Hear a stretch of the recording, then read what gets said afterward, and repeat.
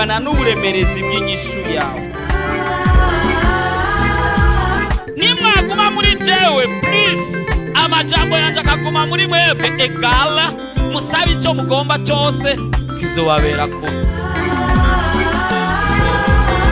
Ukeneye umwana, ukeneye kubaka, ukeneye kwishurwa ejo nk'aya mango, mu kwezi gukurikira nk'aya mango, mu mwaka uza nk'aya mango,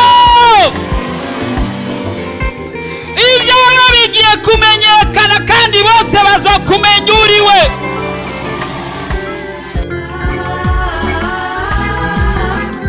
Ariko Yesu araha, ariko arakubaza ati ubu ugomba gukira nimugwane. Mugira mwumvirize ubutumwa bwiza mushikizwa na Pastor Jackson Nkeshimana. WhatsApp yiwe ni 76 96 96 96 76 96 96 96. Afiti Yesu mukinga zatiwe arriva et vient jagusa endaje na zumutima.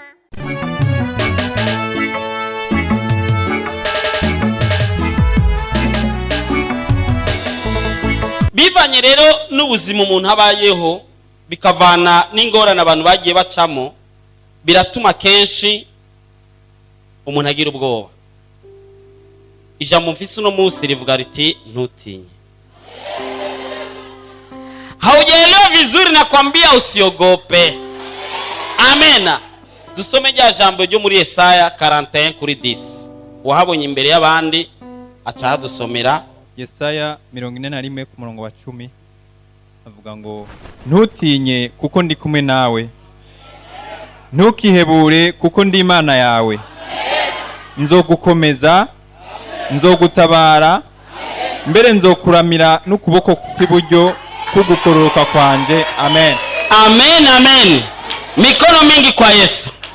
Ngo ntutinye kuko ndi kumwe, ngo ntukihebure ku mpamvu izihe, ngo nzogira gute.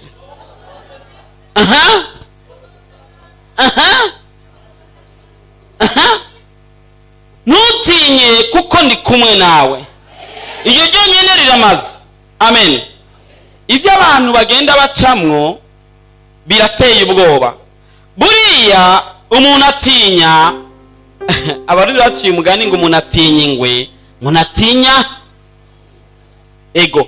Urinze uvuka ntwari ukwiye gutinya, kuko ivyo uhura navyo ni vyinshi, zaba accident, vyaba ibibazo, zaba intambara, vyaba ibyandagutakiye, ivyo byose byohuye nawe. Ariko Imana ikubwiye ngo ntutinye, ngo kuko ndi kumwe nawe. Gutinya umenga biri mu buzima busanzwe bwa buri muntu wese yobayemo, kuko ari nko mu ijoro saa 8 y'ijoro ntaho kugira ngo va mu kigobe ngo ugende buvira, biratinyitse sivyo none, ngo ugende n'amaguru buvira canke mu kayanzi wanyu umenga biratinyitse. Ariko ijambo ry'Imana rikubwiye ngo ntutinye. Buriya ubwoba buhera ku mwana akiri muto. Twavuze duti haragezaho dukura mu mwemu, ico caremwe gisha kigezaho kivuka kigakura nikiba kikiri kibebe. Ababebe rero buriya batinya ibintu bibiri vyonyene. Uzi vyari byo? Gukoroka hasi n'induru. Nivyo bintu bibiri. Nta kindi kintu umwana atinya. Hari n'abana bagera ku rwego bitwa ngo nibifata nzoka, sivyo none? Ni inzoka arayifata. Mugabo yumvise induru, umwana ararira akiyumvira, karaba hirya no hino, ucumenya ko yatinye. Kandi umutereye hejuru gatonya urabona ko atinye. Nivyo bintu bibiri gusa umwana atinya. Ariko kandi mugonje nibuka umuntu w'incuti yigeze guterera umwana w'umubanyi, yari umengahano yaragendeye, afata umwana atangura kumuterera ariko aramukinisha, sinzi ngena mutereye hejuru acara muponyoka agwa hasi, umwana acarapfa. Imagine. Umwana atinya ibyo bintu bibiri. bano sedesana. Ariko ubwoba ijambo ry'Imana muri Bibiliya yose ijambo ati ntutinye riza inshuro 365 bisigura iminsi igize umwaka. Nukuvuga ko ku munsi Imana yamikubwira ati ntutinye. Buri Imana ntikunda ko yokora n'abanyabwoba. Uzi impamvu ugira ubwoba? Ari abantu batinya muri twebwe, ntushire ukuboko hejuru, ndazi ni benshi. Uzi igituma utinya bivana n'amajambo bakubwiye kuvuka ivuka. Buriya abavyeyi bameze nabi babwira abana bidashoboka, minsi yose bababwira ngo ivyo ntibishoboka. Umwana atanguye gutera agapira amubwira ngo reka kuzura atera agapira, ntuzi ko azoba meilleur joueur mu isi. Baraswe sana. Yafata ibikarataza agatangura gusigura, ntuzi ko mburi Imana ikimutegura kuba pasitori, ukacumubwira ngo amakaratasi yanje uriko urayonona panga okay. Yagomba gukora ikintu bakamubwira ngo icyo ntacyo ushoboye. Mu buzima bama bamubwiye ngo ntibishoboka, niryo jambo riri mu mutwe wiwe ntibishoboka, agatinya akagira ubwoba. Barasede sana. Ubwoba nabwo ivyo abantu batinya buriya ntabwo ari byinshi cyane. Abantu batinya kimwe gutwengwa. Bongo kweli. None nk'ubu nojajya mu bitaro by'abasazi, ngaca nja gusengera bajya abasazi bose ngo bakire, none nibatakira naho abantu bazova bantwenga. Icyo nico cya mbere abantu batinya. Icya kabiri batinya kumaramara. Sawa. Icya gatatu batinya amaso y'abantu. Icya kane igituma batinya ni naco gikuru, nukuba batazi ibihava biba. Sawa. Utinya kubera utazi kihava kiba, sivyo none? Ikindi gituma abantu bagira ubwoba ni inkuru abantu bababwira zabananiwe. Bano sedesana bakubwira ati no urumva wowe ntushobora kugendesha imodoka, urazi ntuzenyavuka ari iwanyu inyaka y'izi imodoka arinze afata atazi no kwinyonga. Wowe ntushobora kugendesha moto iyo afika uturasa, wowe ntushobora kuba umusirikare, wowe ntushobora kuba mwarimu, ntushobora kuba pastor, wowe ntushobora gusengera urwaye ngo akire, wowe ntushobora kuva muri iyo ngorane, ntushobora kuva mu nzu y'icyumba kimwe n'ibaraza. Naso niyo yabamo, na sogokuru wawe niyo yabamo. Wumva ukaca wumva umenga nibwo buzima. Baraswe sana.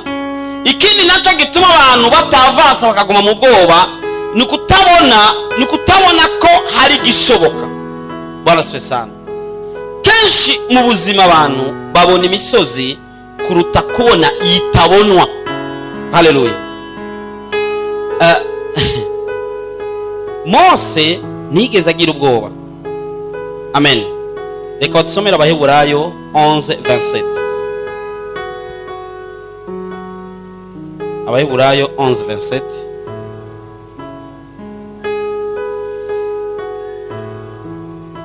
Mose nigeze agira ubwoba. Turasoma mu izina rya Yesu. Amen. Ukwizera niko kwatumye ava muri Egiputa, ntiyatinya uburake bw'umwami, kuko yashikamye nkahabona itaboneka. Amen. Amen. Reka dukomere Imana amashi. Menga iryo jambo menga ntiritahuritse. Ukwizera niko kwatumye Mose adatinya kuja imbere ya Farao. Farao yari umwami w'abami, yatwara isi yose. Icyo gihe abafarao nibo bari bakomeye batwara isi yose. Ariko kwizera Mose ntabwo yatinye Farao, ahubwo yatahuye ko ari kumwe n'itaboneka. Haujanielewa bwana? Mose yatahuye ko ari kumwe n'itaboneka, bituma adatinya ikintu gikomeye nka Farao. Jackson yamenye ko ari kumwe n'itaboneka, bituma adatinya ikintu cyitwa. Nawe ugomba kumenya kuri kumwe n'itaboneka ishoboye yotuma udashobora gutinya ikintu na kimwe cyose. Kandi iyo nyine niyo uvuze ngo ntutinye kuko ndi kumwe nawe. Dawidi iyo atamenya ko ari kumwe n'itaboneka, kugeza uno munsi yari kuba akiri inyuma y'intama. Ariko yatahuye ati iyo mufilisitiya ashobora gutuka ubwoko bw'Imana iyi itaboneka isanzwe iri kumwe nanje kubera ikino mutinya. Nturavyumva? Ndaguma gutera ubwoba ukibagira kuri kumwe n'itaboneka ikubwira ati ntutinye kuko ndi kumwe nawe. Urazi ubwoba ni ikintu kibi kibaho. Hari abantu bagira n'ubwoba kwinjira mu biro. Ugiye gusaba akazi ugasanga imbere y'umuryango yaragiye gusaba akazi. Utagira ubwoba akagutanga akagucako akaja kugasaba, kumbure bari bakeneye umuntu umwe wenyine, ugasigara hanze kandi warushoboye nawe kugakora kubera wagize ubwoba.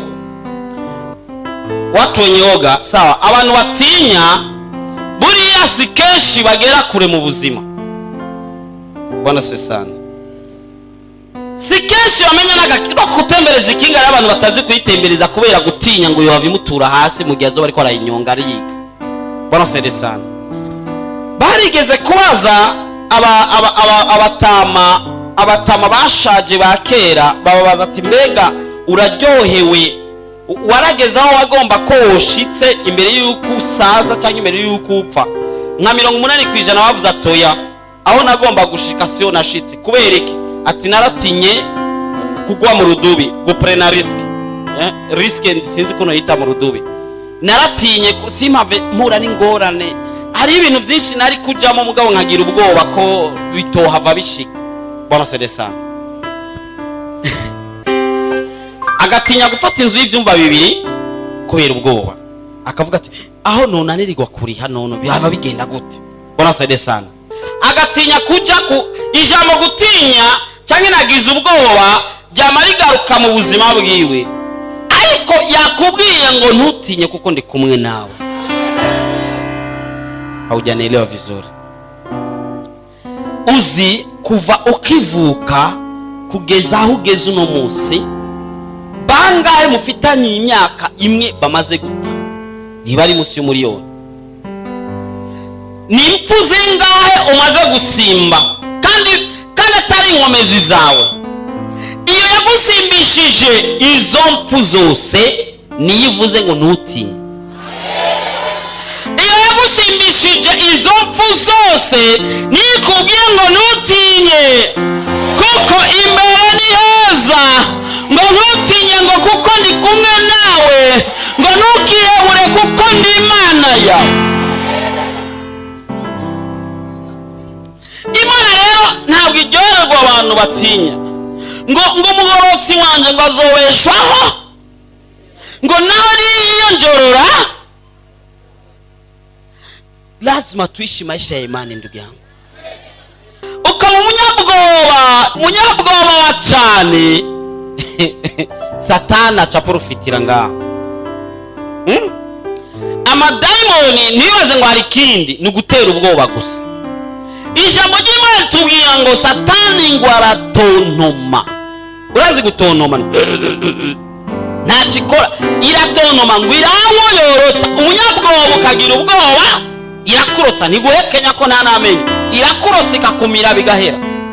Ariko ubaye umuntu arinda, amen, ninde yumva ubwoba buriko buratangura guhera? Amen. Hari kimuga kiri ngaha, ninde yumva ko ucaja kuri Rakalede kurondera abamugaye abari kumfiro kabahagurutsa? Ukwizera turagufise mugabo kuvanganye n'ubwoba. Iyo Mana dusenga murayemera ndabizi, sivyo none? Kandi na Yesu muramwemera ndabizi. Nta n'umuntu n'umwe yaje ngatemera Yesu, kandi arizera ko Yesu akiza, kandi arizera ijambo Yesu yavuze ngo muzohagurutsa n'ibimuga, ngo muzokora n'ibirengera ivyo nakoze. Haleluya. Ariko ikintu cyita ubwoba kigutuma udakora ivyo Yesu yakoze, icyo nicyo kibi gituma uguma hahandi utigera wavansa. Ukwezi kugahera ukijijwe, amezi abiri, umwaka, imyaka ibiri, ukaguma kuri ya level yo mu buryo bw'umwemu, ni wavansa ukaguma uri wa mu bebe spirituel, ntuhavukura kubera gutinya kugira ubwoba. Iyumvira nk'umwana atinya kugira dede, ntazokwigera atambuka kuko agize dede aragwa hasi, akagwa hasi. Uri umuvyeyi ukavuga ati, uri nk'umuvyeyi w'umunyabwoba ati no umwana wanje vraiment ntazara kubita ibisusu hasi vraiment aya vraiment nagume yicaye azorinda asaza acicaye. Wango kweli. Ariko haguruka ugwa hasi urabyuka, ugwa hasi urabyuka, umunsi n'izira uzotembera neza. Iyi message ishobora kuba ari y'umuntu umwe cyangwa babiri cyangwa batatu, sinzi nyene message. Haleluya. Usiyogope, Imana ngo iri kumwe nawe, ntutinya ngo iri kumwe nawe, ngo ntukihebure, ngo ntukihebure, ngo izogukiza. Nuravye ngo izogukiza kandi izoguhana bya bindi kandi izogushitsana hahandi kandi izokugirira kwa kundi, ngo ntukihebure, ngo kuko ni Imana yawe.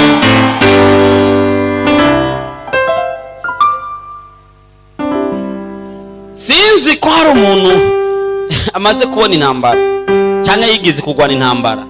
Abasirikare bariko baragwana bakora ibintu byo guterana ubwoba, kuko arazi ko nagutera ubwoba uhava uhunga. Baraja baba ku gasozi bakaririmba ngo turabomora turabamera n'ukuga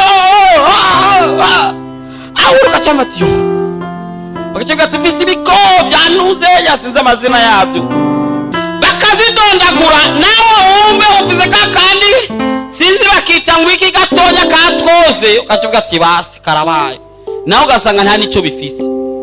None tuvugana kuri none gwigoriyati gwari rukomeye, ntiyari terabwo yewe gwari rukomeye, gwari koreshwa na Dawidi agahungu kagapeti ka 17 banse de sana. Rero Satani niko akora, aragutera ubwoba. Reka mabwira ndasubiye kwinjira mu nkunda kuvuga abadayimoni uko bakankamira, nibabwira ngo mwende nukuri bakagenda bavuyeho, mugavuga ati mwizina rya Yesu muvemo, kumva nyina kankamye ndakwereka muvemo idayimoni mugabo ivana n'ubivuze. Haleluya, haleluya.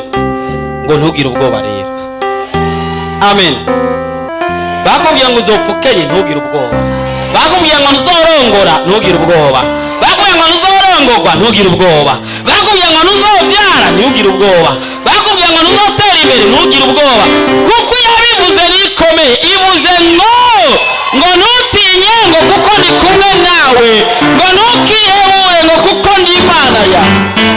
Aho nyene naho boshira akaburungu biramaze.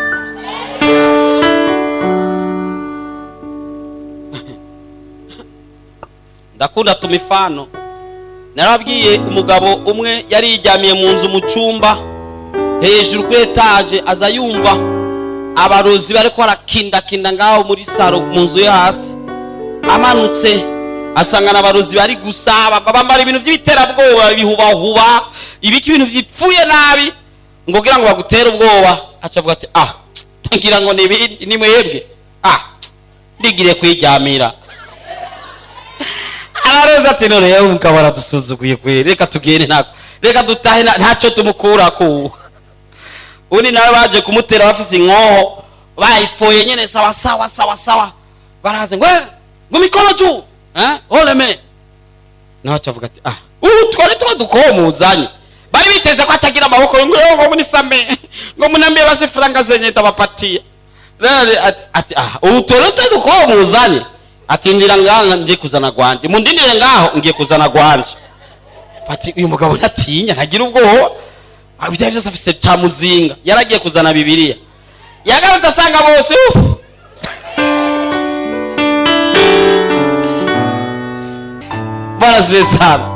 baraswe tena. Ariko uzi ko ufise Imana, iyo Mana nkuru imaze kwivugira ngo niyo Mana yawe, kandi iyo nyeri kavuga ngo ntutinye. Ndetse n'ivyo ni se w'umwami wacu Yesu Kristo, akaba kandi data, kandi akaba yatugize abaraganwa na Kristo. Mwitwabwe yashizemwo ubumana, dufise ubasha bwo kurema, dufise ubasha bwo kuvuma, dufise ubasha bwo kuvumura, dufise ubasha bwo guhezagira. None utinyiki Sasa unaogopa nini? Utinya niki? Unaogopa nini? Yaje amajambo bakubwiye. Iyo ngwara ntizokwica. Sinzi ko warubizi iyo ntizokwica. Iyo ni isanzwe kandi nukubera ufise ubwoba n'ahandi woyibwiye rimwe gusa ikumva ikigiye. Amen. Amen. Amen. Amen. Amen. Gideoni yari yateguye abasoda 22,000 ibihumbi 22. Bwari mu gihe tabona abanyabwoba cyo muzima ronderamo Truwasa gusa nibo bagwanye kandi urugamba ntirugwanywa n'abanyenkomezi rugwanywa n'abatagira ubwoba. Amen. Ngomba ko guhera uno munsi ikimuga kizohirahira mugahura naco mu nzira kize kimenye ngo agiti uyu munsi ndakiza. Amen. Amen. Ubwoba nibwo butuma udahagurutsa ibimuga. Twarigeze kuja gusengera sale sinibi kumenga ari sale 16 kuri Prince Regent. Turasengera yose irakira kandi dufise kwizera kumwe kubi. Twabwiye duti turabasenge kandi murakira. Haleluya. Urukubwira umuntu ati ndagusengeye urakira. Haleluya. Hani kindi gihe musengera abantu mukabasengera n'ubwoba ukanyegera ukamusha nk'ahantu uti ndagusengera. Kumusha pembera ati mwisi na Yesu niba nanyumbe nava dakira no omba tu wazi. Haleluya. Haleluya. Ubwoba yavuze ngo ntutinye kuko ndi kumwe nawe, ngo ntukiyebure kuko ndi Imana yawe. Sasa none Yesu ntiyazura abapfuye ka gahungu nyina yari umupfakazi nako kara gahungu kamwe Yesu ntiyakazuye. Banuzenya barazaro bose ntiyabazuye apana bawundi yahoranga babandi bose ntiyabazuye. Bwana sibe sana. Kandi yavuze ko tuzokora ibiruti ivyo yakoze. Genda uhagarike abo basazi abo bagwaye amadayimoni ivyo bimuga izo mpumyi bameze gute babwiye ati ngo ndagusengere. Murabona urashaka kuguma uri impumyi kandi nanje ningatwara amenyanye. Haleluya. Ugasenga rimwe natahumuka ejo usubirayo cyangwa babwiye ati muze munamuzana ngaha misi yose kuri eglise. Pandisha imani yako usibaki chini. Wewe si mtu wa kawaida bwana. Uziko twebwe turabisezerano risha. Adamu wa mbere yarakoze icyaha bituma urupfu rwinjira, ariko Adamu wa kabiri ari we Yesu Kristo yaje atuzaniye ubugingo, aza tuzaniye alliance shasha, nouvelle alliance, tuba nouvelle créature, tubivyaremwe bisha. Sasa unakaa tu hivi kama raia wa kawaida, ubayengu nyengene gihugu asanzwe gute. Haleluya. Haleluya. Haleluya. Pandisha imani yako. Toa oga. Toa oga. Kuraho ubwoba bwose bwa. Urazi ikintu cyita ubwoba nico kintu cya mbere gituma umuntu agira eshek mu buzima.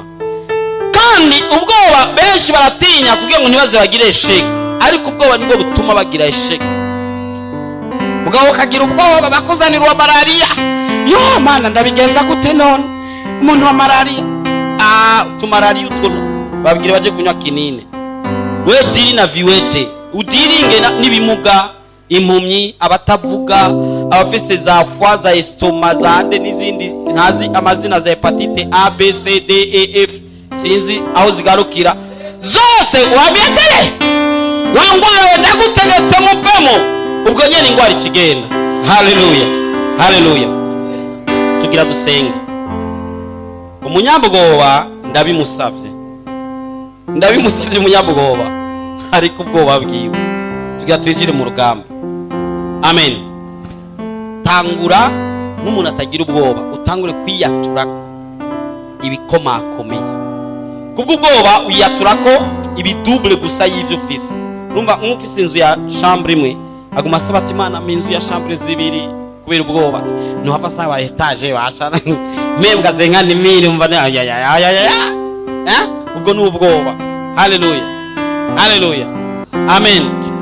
Va mu bwoba. Amen. Hari umuntu yumva kuva mu bwoba. Amen. Tuve mu bwoba dutangure kwatura ibikomakomeye. Amen. Ishakuma ivyiza nuko ari Imana yanje imbwiye ngo ntutinye. Nivuze ngo ntutinye ngo izgizo buri mu ijuru. Ntutinye hanyene kuko ndi kumwe nawe. ngo ntukiyebure ngo ko ndi imana yawe. Sasa ingorane wibaza ko zihari zose zitangura kuzibwira. Amen. Nimegundua uzuri wa Yesu, nimegundua utamu wake. Uburebure bw'ingorane yawe bungana n'uburemerezi bw'inyishu yawe. Nimwaguma muri jewe, please, amajambo yanje akaguma muri mwebwe, egala musabe icyo mugomba cyose kizobabera ko. Ukeneye umwana, ukeneye kubaka, ukeneye kwishugwa ejo nk'aya mango, mu kwezi gukurikira nk'aya mango, mu mwaka uza nk'aya mango, ibyawe bigiye kumenyekana kandi bose bazokumenya uriwe.